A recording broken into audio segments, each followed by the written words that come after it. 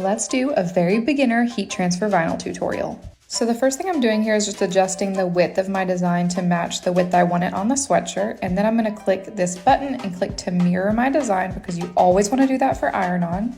And then I'm selecting the everyday iron-on setting because I'm just using standard Caesar Easy Weed heat transfer vinyl here.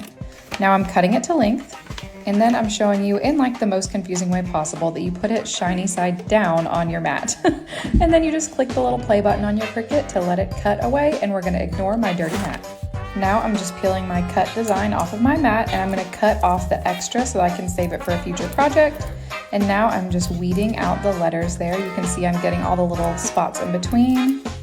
This part is always so satisfying. Here's also where you can see why we mirror, because when I flip it over to adhere it to the tank top, it's now gonna be facing the correct direction. I'm also setting my heat press to 335 degrees Fahrenheit, and I'm preheating my tank top before I actually press the design. Now I'm pressing the design for a second round, and there you go. This is also when I noticed I forgot to film that last clip of it done, but that's how you make it. Happy crafting!